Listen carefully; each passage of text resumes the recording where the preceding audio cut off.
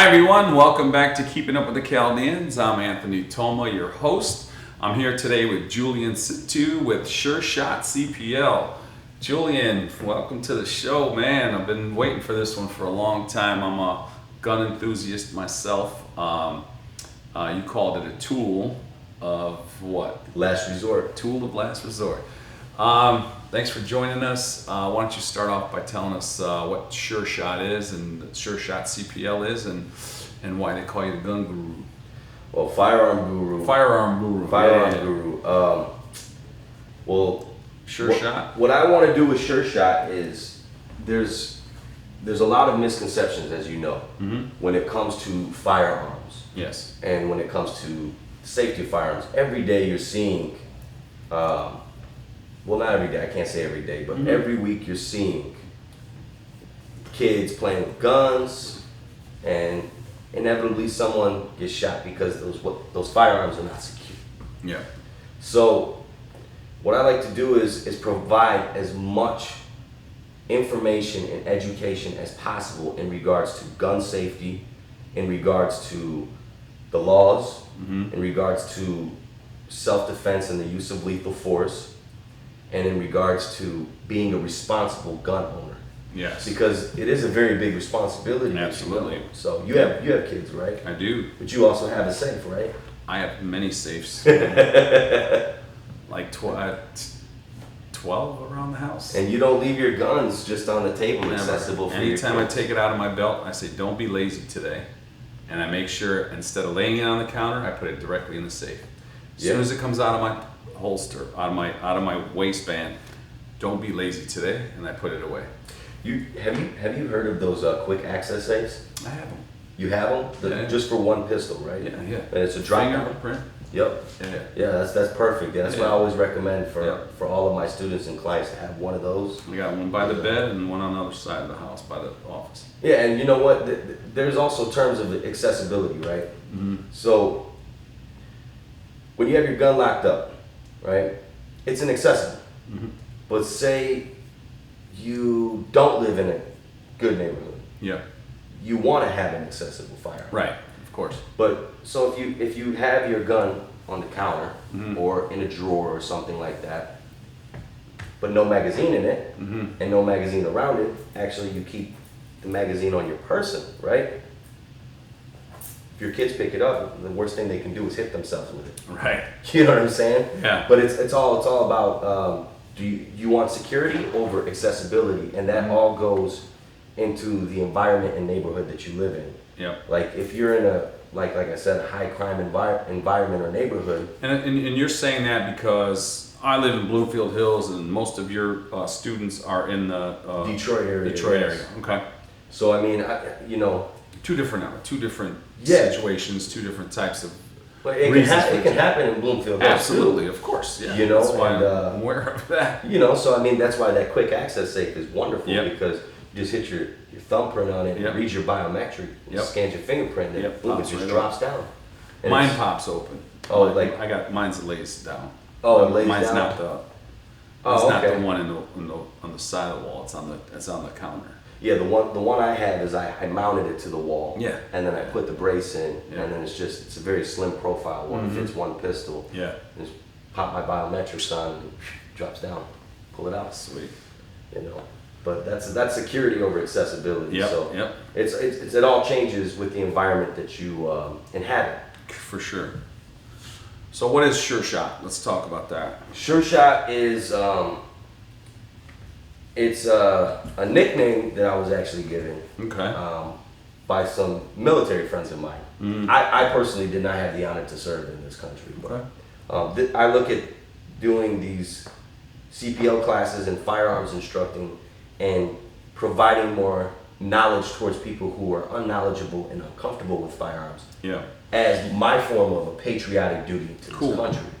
So I try to go, I mean, everything when I do a CPL class is by the book and by the standard that is set as legal requirements for the state of Michigan.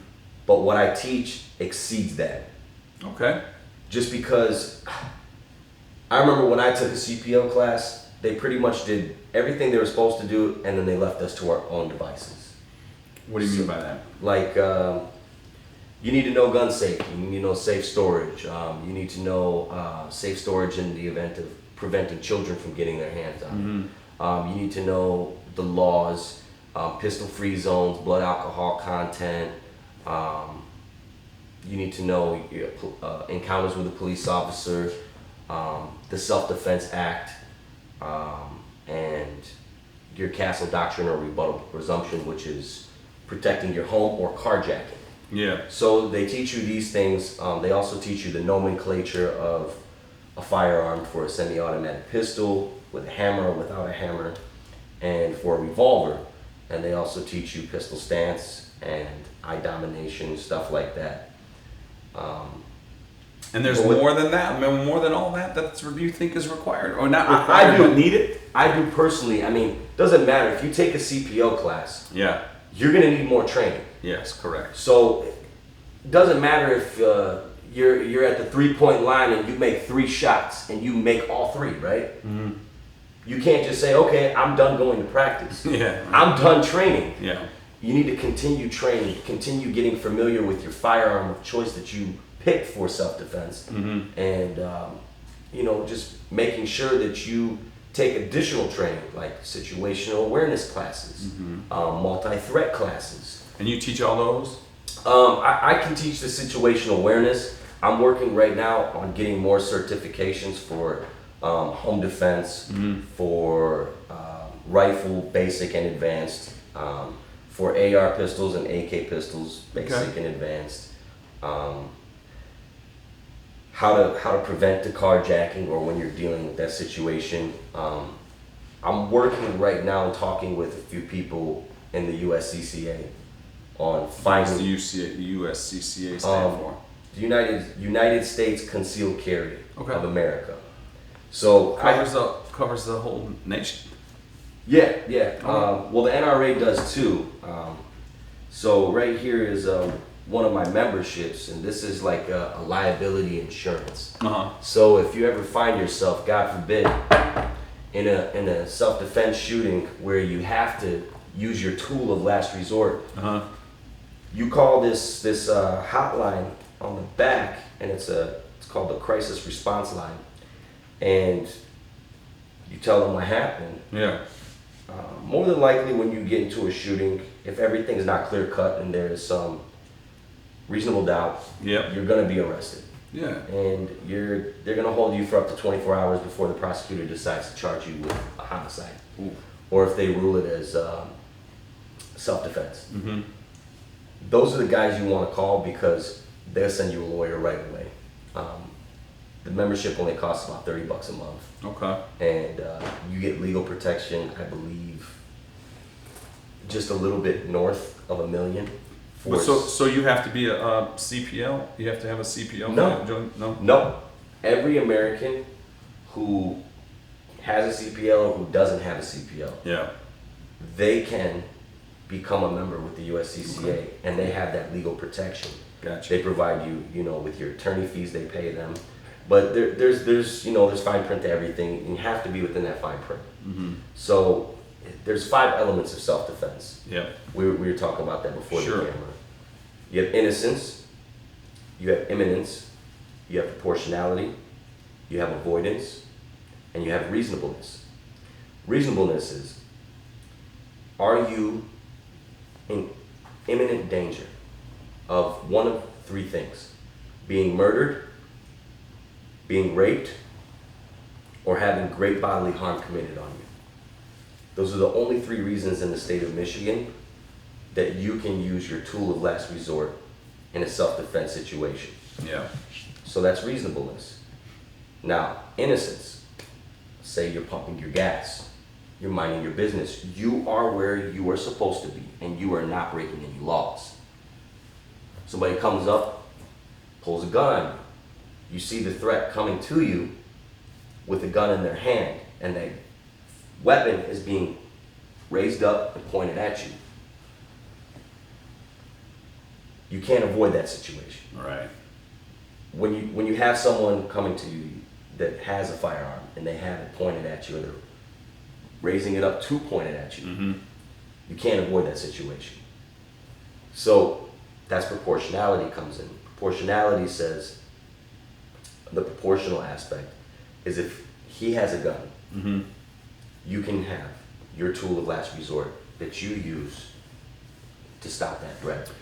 So let's say you stop the threat, right? And you feel like you're in a threatened situation. What's the best course of action after the threat has been stopped? Like what do you do next? So I'm not a lawyer. Right, of Okay, course. so I'm not offering any legal advice. Yeah. But what I myself would personally do is I would assess the area. Threat came, I shot to stop the threat. The threat is down. Do not walk up to your predator. Do not walk up to the person who was a threat to you and a threat to your life. Yeah. Do not. Do not touch him. Do not remove the gun from his hand and secure it. Do not do any of that. Because that's crime scene at that point. Yeah. You know, there's forensics that are going to be involved and crime scene people coming out. You do not want to mess with that. You need to keep your gun in your hand, your tool of last resort in your hand, because you don't know if that guy had a buddy. Yeah. You don't know if there's any more threats, so you need to be scanning for those threats. Yeah. While you're scanning for those threats, you immediately dial 911. I would immediately dial 911. I would tell them my name. I would give them my description, what I'm wearing. I would give them my location and address, and I would say, I was attacked, and I had to defend myself. Can you please send police and 2 ambulances to this location? Say that there's 2 perpetrators, right? Can you please send 3 ambulances to the location? The reason why is you want to maintain your humanity. You want to have humanity. Just because they just tried to harm you with fire, with weapons, Right. doesn't mean that, you know, fuck you, I'm not going to get you an ambulance. Right. You want that humanity too. That's just me. Yeah. Police are going to come. When they do come, expect to have guns drawn on you immediately. Yeah. Expect to have a felony arrest happen to you. Be put on the ground, be handcuffed.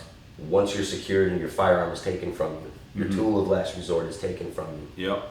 They're going to ask you some questions. You're going to say, just the basics. I was pumping my gas, minding my business. That guy approached me with a firearm being raised up there. Isn't that a little too much information though? Isn't it just I felt threatened? I felt like my life was threatened. No, you need to point out that first and foremost, that's what you're going to say. I was threatened. My life was in jeopardy. This is the guy. You need to point out the evidence. If there's any witnesses who saw it happen, you need to point those witnesses out too, so they can conduct their investigation. Okay. This is in the process of being cooperative to an extent. Sure. So once you say, you know, they're going to handcuff you. Once you're handcuffed, you're going to say, listen, that was the guy who attacked me. That's his gun in his hand. Yeah. A, B, and C person, they witnessed it. I have every intention with cooperating with your investigation 100%, but not until I've spoken with my lawyer. And until then, I invoke my Fifth Amendment right. Right. And you shut up. Yeah. You shut up, you wait for the lawyer. You also, they're going to ask you if you need any medical treatment. You're going to say yes, because you're going to be in shock. You're going to be in shock, and the biggest thing that happens when you're in that kind of intense situation, when the cops come, you're gonna go from here to because you feel safe now. Yeah. So when you feel safe, you think that they're the good guys. They are good guys. Yeah. But it's also their job to get you talking and provide as much information as possible. Sure. You don't want to provide any more information than that was my attacker. He attacked me. I had to defend myself. Yep. That person was a witness. That person was a witness. That person was a witness. and I have every intention with cooperating with your investigation, but not until I spoke with my lawyer. Yep. Until then, I invoke my Fifth Amendment right. Also, I need to go and get medical treatment. I'm in shock. And then you don't say anything else. When you get to the hospital, do not talk about anything that happened. Do not. Nurses are gonna, ask you how you're feeling. Just describe how you're feeling. Tell them how you're feeling. Try and remain calm. So how do we get people licensed to carry? So Michigan is a shall issue state, meaning you have to meet certain requirements before they can issue you your concealed What are pistol some of license. those requirements? You can't have any felonies. Okay. You can't have any domestic violence, misdemeanors, or anything like that. Drunk driving can prevent you from having, your first offense can prevent you from having your license for 4 years, your second offense, 8 years. And even with domestic violence, it's an 8-year wait if it's a misdemeanor. So if they don't have a felony, They don't have a felony, Yeah. they don't have any misdemeanors, they Yep. can prohibit them from taking the class. You just need to be of 21 years so of they age. can prevent even if someone is a felon, they could still take the class. You just can't get certified, right? So they could still benefit from the knowledge. Well, I don't see the point in that because they can't even handle a firearm. That's a privilege in this country, even though it's our Second Amendment right. Yeah. Just like driving Yeah. is a privilege in this country, voting is a privilege in this country. Sure. When you become a felon, you pretty much say to society that you don't want to be a productive member. And they strip away your privileges of owning a firearm and having a firearm, as well as voting. Yeah. And if you get X amount of DUIs or reckless driving, they revoke your license because it's a privilege. Right. So I mean, even though it is written in our Constitution as our right, we give up those rights if we decide to do things that would land us as felons. Right. So if a felon wants to take the class, or even just a gun safety class, I'd be more than willing to. But I mean, there's no point. Yeah. Because they're not even supposed to have guns. Well, I mean, everyone can benefit, and if Yeah. we don't want to bring a felon into the mix, it's fine too. But someone that's afraid of a gun, like, how can we help them overcome that and get licensed, or at least get a gun education, gun safety education? How do we get that? Okay, so one of my students, very, very liberal individual. He's very, very liberal. He's anti-gun. He thinks that this is a society that guns is the reason why we have all of these terrible things happening. Right. And now he's a concealed pistols license holder. Oh, good. And he carries every day. How I got him from point A to point B was to basically have an honest conversation. He wants a utopia like Japan, right? Where they don't have a lot of gun violence and they don't have a lot of violence in general. But I had to redirect him back to World War II, where Japan, before World War II, was still one of the fiercest armies and military powers ever. Relentless, ruthless, extremely violent, and cruel. Yeah. They had more war crimes brought against them than the Nazis did in World War II. So I brought that up, and I said, well, if you get 2 nukes dropped on you, it's going to humble you as a country and as a people. That's why Japan is the peaceful nation that it is today. They still allow their citizens to have guns. They have so many stricter requirements that we don't have here in America. But going back to what I was saying to him is, when Japan was the enemy in World War II and the bad guys, and Hitler was as well, we couldn't use kindness to stop that threat. We had to use weapons of equal power or greater, which is why we created the atomic bomb, to stop that evil from happening. Yeah. In this world, there's bad guys and then there's good guys. Bad guys are always gonna have an opportunity and a means to access firearms that they probably shouldn't, that they have no background check that they have to go through. They don't have to fill out any form, and they don't have to register their firearm or get a concealed pistols license. They're gonna do what they want. Yep. Those are the criminal elements of this society.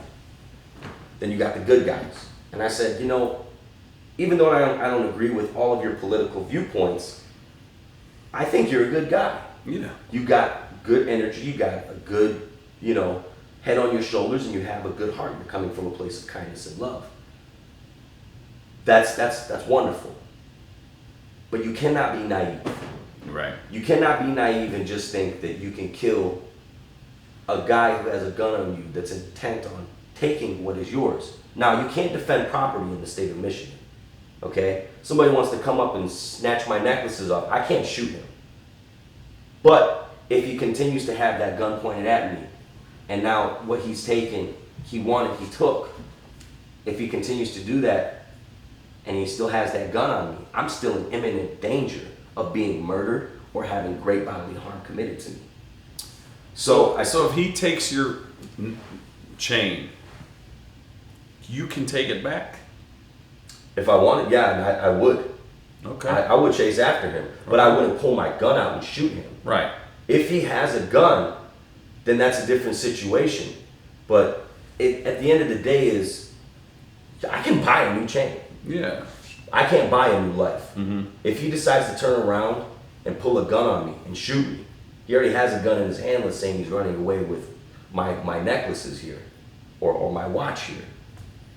But if he has Let him go. if he has a gun in his hand, isn't that an imminent threat right there? Yeah, but you're gonna shoot him in the back. That's a good way to go to jail right away. Right. Because the threat is now running from you. Mm-hmm. The threat is no longer, you're not imminent danger anymore. So how do you know left. he's not going to decide to come back? Well, if he decides to come back, I'm going to be ready.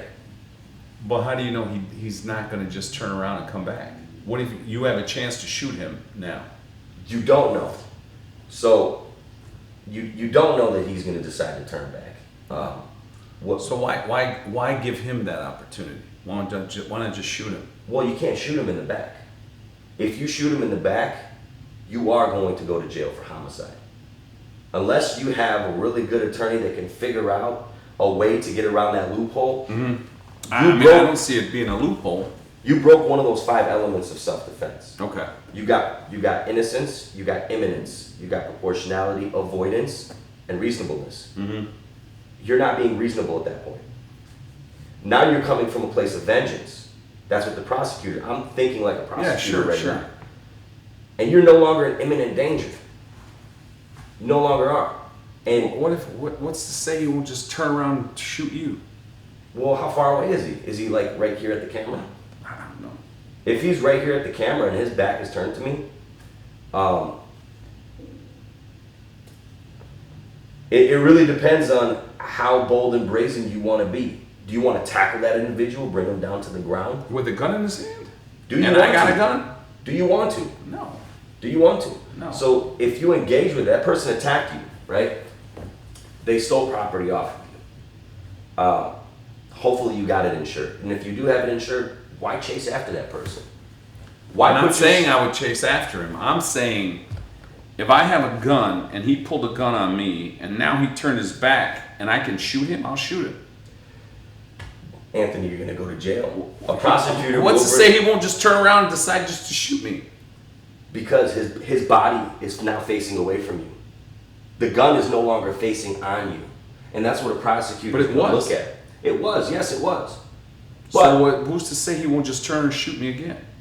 No one's to say. But if you turn and you pull your gun out and you shoot him while he's running away from you, because most of the time, if somebody's coming up and taking your chain or ripping your glasses off your face or taking your watch and robbing you, they're running away. Right.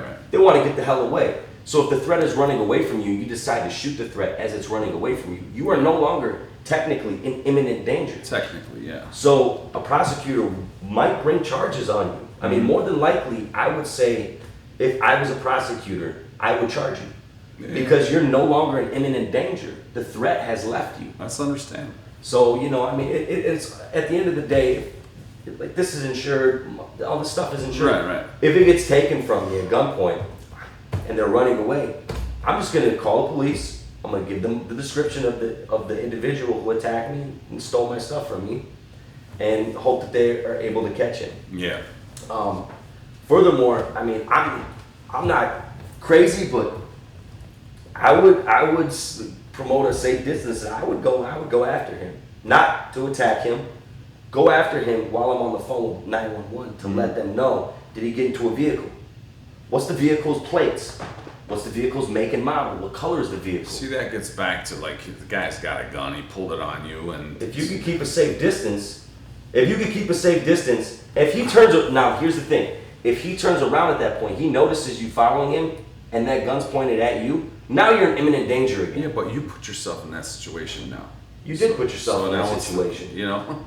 I mean, Yeah, it's all technical. At It's- the end of the day, they call it mitigating circumstances. at the end of the day, there's not going to be any rational thinking. If somebody pulls a gun on you, it's going to be bang, bang, bang, bang, bang, and that's going to be it. It's going to go back. It's going to something's going to pop off. So we're saying stuff in. It's all hypothetical. We're all talking in a hypothetical situation.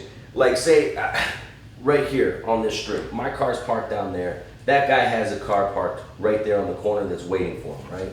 Yeah. I walk out of your building right now, he snatches my stuff, and he runs to his car and gets in it.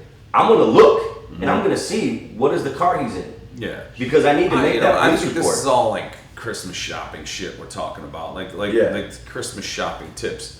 Let's talk about getting people comfortable with guns, feel safe, and get licensed. So that's back to my student who's liberal. Yeah. I made that point that the only way that we were able to defeat the German army and the Japanese army in World War II is by using guns. Yeah, using yeah, you weapons. said that. So bad guys have weapons. Mm-hmm. We have firearms. Yeah. Because we're good guys. Yeah. We have pistols, we have firearms, there are tools of last resort. Right. You need to have a way, in this modern age, if the bad guys have a way to take what they want from you, including your life, you need to have a way that you can defend yourself. And that's what I explained to him. And after a lengthy conversation, he finally got the gist of it.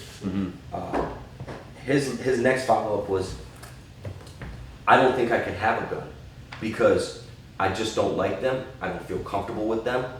And I think that they're evil. Yeah. And I said to him, well, you know, a gun doesn't walk into a school Yeah. and decide to shoot a whole bunch of school kids. God rest their souls. A gun doesn't decide to pull itself on you and shoot somebody. Yeah. People do. So we don't have a gun problem in this country. We have a mental health problem. Right. We have so much. This is just gonna get off topic, but we have a mental health problem. We have problems like that. That's why school shootings happen. Yeah. It's not guns. It's people. People are the problem, and it's not even them. They're hurt people. You've heard the saying, hurt people hurt people. Yeah. So mental health is what we need to address in this country, not guns. So I made that point, and I also said to him, wouldn't you rather have a way to defend yourself in your life? Okay, because this is But your I think life. you're talking a leftist converted. We're not trying to convert. No, I'm giving you the most extreme situation. Right, no, God bless him. You know, Yeah, God bless him. I'm glad he's over But now on the he right carries- side. He carries, he's protecting Now he himself. carries because he understands the concept that bad guys are always going to have guns, even if you outlaw them. Even if guns didn't exist, bad guys are always going to have a weapon that they could use to harm or kill. Right. To exert their power And, onto you. and that all goes back to the Second Amendment, which is, you know, a great thing, and I'm a advocate of the Second Amendment. People out there want gun safety tips and rules. Follow the gun guru, right? Firearm guru. Yeah. Firearm guru. Why do I keep saying gun guru? I don't know. So let's wrap it up and pitch your, you know, let people know how to get a hold of you and Yeah, of course. So I have a direct contact number. It's 623-7382. And that's my direct line. You can shoot me a text, you can give me a call, and I can talk with you. Also, you can follow me on Instagram at Firearm Guru. Right there in my on my page is a way to book me. It's a way to contact me. You can message me if you like. I also have some videos on there for gun safety. Very helpful videos. Thank you. I appreciate it. I really appreciate that. Sure. I'm just trying to, make sure that people can have access to this knowledge because a lot of people don't. Yeah, and we only have 30 minutes here, so it's like I wish we had all day, to kind of chop it up and and people that need this information can go follow the Firearm Guru and you'll get a lot of that information that we couldn't fit in this little 30-minute spot, Yeah, I just work with people to find out what pistol is perfect for them carrying it every day. Yeah. Because it becomes an extension of yourself. Like when you leave the house, you think wallet, keys, right? Yeah. When Right. you're also gun. You know what I'm saying? But it becomes an extension of yourself, so you want to become comfortable with it. And that's the first step. Yep. Is finding out which pistol is perfect for you to carry, and then becoming comfortable with it and knowing your firearm. Yeah. You need to know it. You need to know the recoil. You need to know how it feels in your hand. You need to know everything about it. Yeah. Because it becomes an extension of you. So that's what I like to work with when I get students for firearms instructing, not for CPO classes, because I also do firearms instructing. That's what I have them start with. Getting familiar with the firearm that they start, taking it apart, cleaning it, loading magazines, unloading magazines, dry firing exercises, eye dominance exercises, grip, stance, where they're going to carry. Are you going to carry appendix? Are you going to carry on the hip? Or are you going to carry on the back? Yeah. And then work on their drawing techniques with them. Of course, when the firearm's unloaded. Right. It's amazing. That's the kind of information that they can find if they follow you. And I'd like to explore a little more, maybe even set up a few more podcasts, but episodes, but make them about the Firearm Guru. And I'll sponsor it. I'll pay for it. I'll fund it, and we'll get that information and we'll post it on your pages so that people can learn the value and the importance of gun safety and self-defense. If you're open to that, I am so open to that, and I am very grateful. No, for sure. I'm very grateful, and I appreciate what you're doing. Absolutely. No, I appreciate what you got message going out. on, man. It's teamwork makes the dream work. Absolutely. Well, we'll get that scheduled. We'll get it out there, and we'll get some knowledge out to the masses where they could really benefit from it. We close out every show and every episode by asking us a question. It's what does it mean to you to be Chaldean? What it means to me to be Chaldean is it's a rich, long history. That goes back to Babylon, and even before Babylon, when our people had migrated from the Levants. Yep.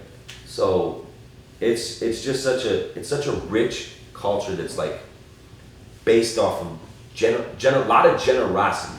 It's like our culture lives in this perpetual state of abundance. How many times have you gone out with your friends and you guys are all fighting about who's going to pay the bill? Yeah, it's not about I want to be the one who did it. It's about, please allow me to do this for you.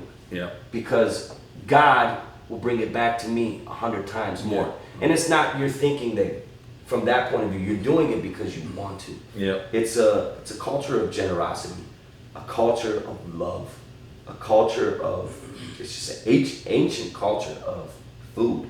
Food is one of our love languages. Yeah. If we love you, you're getting a whole bunch of food. Splurged. And it's we Chaldeans, we are, as you know, in Babylonian history, before we became kings, we were subjected to less than people, is what we were viewed as. And we had to create entrepreneurship. And that's what I love so much about my Chaldean community is there's so many entrepreneurs where we literally have our business between our brain or between our ears. Yeah. That's how we carry our business. The business is up here between our ears. Yeah. And it's been like that since we were in Babylon. So, I mean, that's one of the most beautiful things to me about being Chaldean is you just have this, you have this community too where people support each other. Yep. You know, and it's just so beautiful. And of course we extend our generosity and our culture and everything else to everyone else that we encounter. Yep. And that's what the most beautiful thing is to me, and it's one word that comes to my mind, what it means for me to be Chaldean, and I'm grateful. I'm grateful because of this rich history. I'm grateful of the generosity. I'm grateful of the sense of community and how we build each other up instead of tearing each other down, and how we're able to, we don't just exclude anyone else, you know, that's not Chaldean. Right. We're like this, like a big old hug, like please come on, everybody get in a big group hug. No doubt. You know, and that's how it's supposed to be. We really tap into our humanity. So that's what it means to me to be Chaldean. I love it. I love every single, and I love the food. I love the culture. I love the people, and it's just, I just love the abundance that we have as a community and as a culture. Hell yeah. Well, thanks everyone for joining us. Thank you for joining us, and I look forward to working with you in the future to bring awareness and safety to all of our people. Yeah. Bye everyone. Thanks for checking us out.